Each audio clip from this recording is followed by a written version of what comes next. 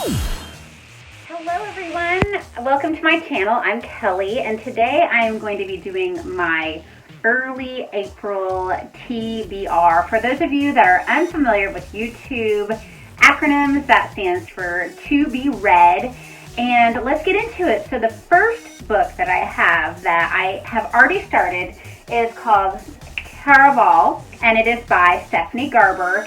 I went with this book because it is about a traveling circus game that is supposed to happen every year, and there's these two sisters that have always wanted to go and play the game. It was giving me big night circus vibes. I really love that book so much and the world that it creates and just the general vibe of it. And this is not it. This is not the same vibe, just so you guys know. I'm not finished with it yet. It did take me about 215 pages of a 400-page book to really start to get into it.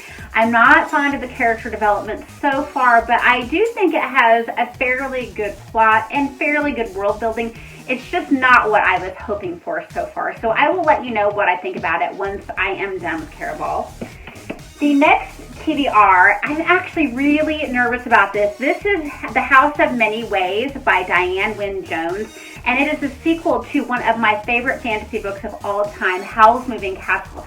So I'm really nervous because I don't want this beautiful book that I just love. Howl's Moving Castle is just so imaginative and wonderful to be ruined if for some reason in the sequel they kind of messed up the world building and the adventure and the characters. So I'm a little bit nervous, but Diane Wynne Jones is such an amazing author that I am hoping that it will all work out okay in the end, and I will update you on this one too. The third book I have on my TBR is the one that I am the most excited about. This is A Torch in the Night by Saba, Tagir, and it is the sequel to the Ember in the Ashes book. There are 3 in this series as far as I know. There may be 4. I will update you on that once I have read all of them, but I just love the Ember in the Ashes. It's a story of this girl named Leia who had to become a slave really under some really sad circumstances. She had to pretend to be the slave for this empire that is very oppressive and it's very militaristic.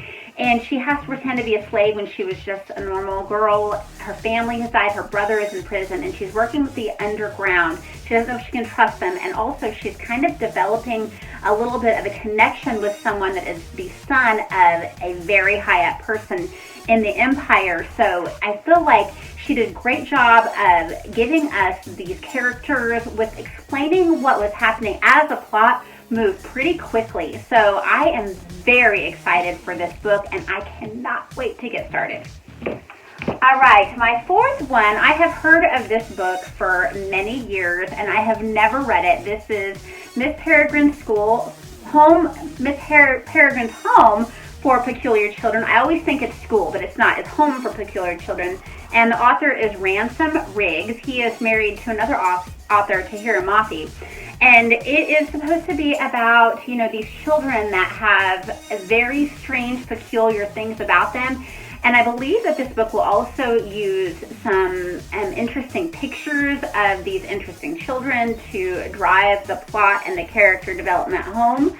I haven't read much of the summary because I want to be very surprised and experience this as I go.